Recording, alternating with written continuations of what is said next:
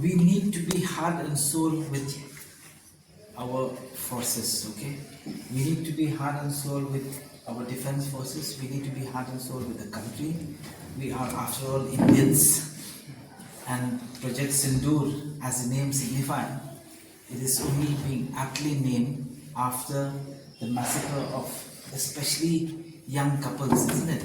Newly married husbands and so on and so forth. We've lost a lot. And I think the whole nation has to be together with the government, with the nation, and with the public at large. And we, as a country, we're about to become the third largest economy in the world. We're not small anymore, yeah?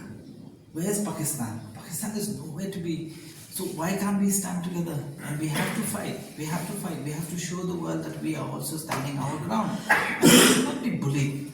We should not be bullied. We should. This proxy war that is being fought by Pakistan, especially in Indian soil, it should not be tolerated by any means, by any government, and by any, so to say, Indian. And we are all Indians at this. And we should stand as one. Yeah? Meghalaya I don't see that geopolitics will change much, okay, except for the fact that even Bangladesh, to me, it's becoming rogue by the day.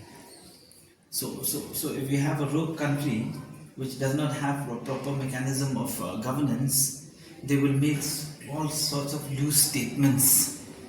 And we've heard the kind of statements being made by some of the key personalities of Bangladesh, right? And it's not something which has to be taken lightly, because they also are being funded. Probably there's an agenda behind them that they want to improve their economic status, for which they're taking help from China. And we as a state stand firm that we should not allow such anti-national activities to happen.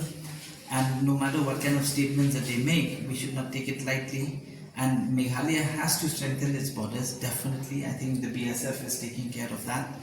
And I think the army is also very well versed and very well aware. And I think there's a talk also that there should be border fencing which has to gain speed in terms of fencing. And I believe that we need to start looking at it from that perspective, because we don't really have a neighbor who's stable. It's a very volatile neighbor that we have, I'm telling you, from an administration point of view. So it's kind of dangerous, right? So we need to take care of that. Well, will the Congress write to